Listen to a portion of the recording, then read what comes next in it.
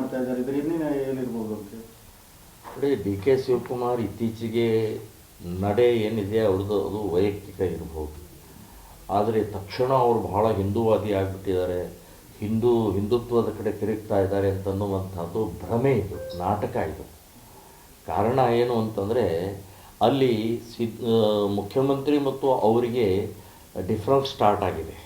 So ಆ difference ಹಿನ್ನೆಲೆಯಲ್ಲಿ black ಮೇಲ್ ಮಾಡುವಂಥ ಒಂದು ಕುತಂತ್ರದಿಂದ ಹಿಂದೂ ಆಗುವಂಥ ಪ್ರಯತ್ನ, ಹಿಂದುತ್ವದ ವಿಚಾರಧಾರೆಯನ್ನು ಪ್ರಯತ್ನ ಮಾಡ್ತಾ ಇದ್ದಾರೆ.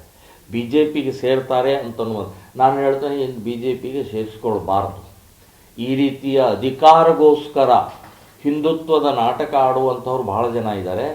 ಈ ರೀತಿ ರಾಹುಲ್ ಗಾಂಧಿನೂ ಬೇಕಾದಷ್ಟು ಜನ ಅಧಿಕಾರ ಸಲ ಈ ಬಟ್ಟೆ ಮೇಲೆ ಜನವರ ಹಾಕ್ಕೊಂಡು, ಹಣೆ ಮೇಲೆ ದೊಡ್ಡ ಕುಂಕುಮ ಹಚ್ಕೊಂಡು ಇವೆಲ್ಲ ನಾಟಕವನ್ನು ಮಾಡಿದ್ದಾರೆ, ಜನ ನೋಡಿದ್ದಾರೆ. ಕಾಂಗ್ರೆಸ್ಸಿನ ಈ ನಾಟಕ ನಡೆಯೋಲ್ಲ. ಹಿಂದೂ ಸಂಬಂಧಪಟ್ಟಾಗ ನೀವು ನಿಜವಾದ ನಿಮ್ಮಲ್ಲಿ ಕಳಕಳಿ ಇಲ್ಲ.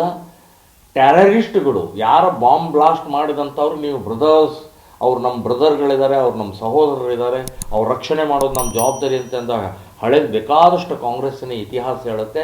ಸೊ ಡಿ ಸಿ ಎಮ್ ಕೂಡ ಇದೊಂದು ನಾಟಕ ಅಂತನ್ನುವಂಥದ್ದು ನಾನು ಹೇಳ್ತೇನೆ.